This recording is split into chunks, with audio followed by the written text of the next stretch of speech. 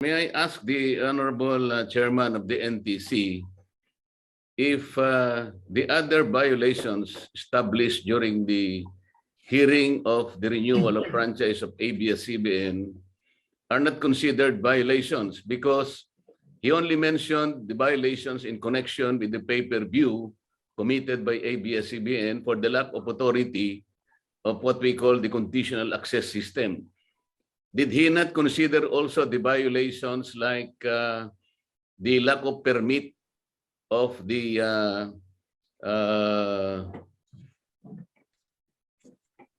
encryptment of the content, and the encryption of the signal is also a violation, and it lasted for several years, not only weeks and days, Mr. Chair. It has no permit for the digital broadcast of its 11 channels, Mr. Chair. Also, ABS-CBN violated the cease and desist order. It also sold millions of black boxes throughout the land, because without which the encrypted content cannot be viewed by our people. That is the reason why they violated their free-to-air contracts.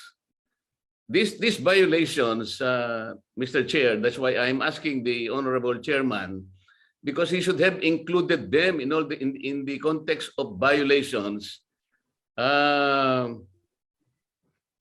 per the provision of the Public Service Act, which is 200 pesos per day per violation, Mr. Chair.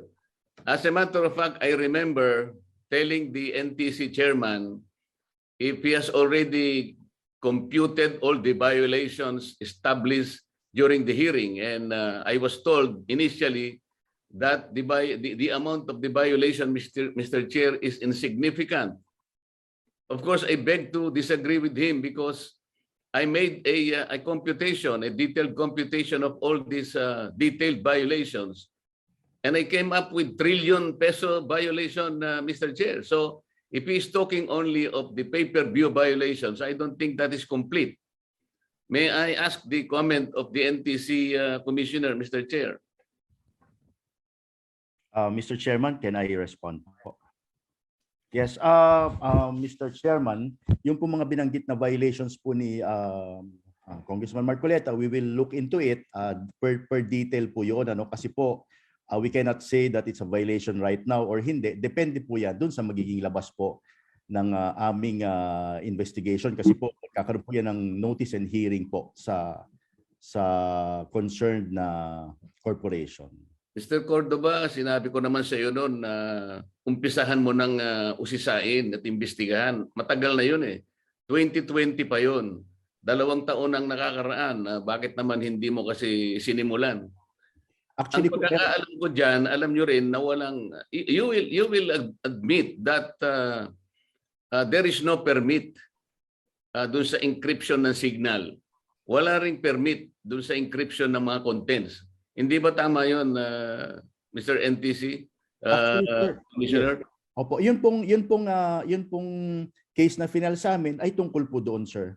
Yun po yung encryption po. But motu proprio, you can investigate already, because that is the reason why the franchise was not reviewed in the first place. Wala siyang permit for digital broadcast. At ito hindi lang days, hindi weeks, hindi months. It lasted for several years, Mr. Chair.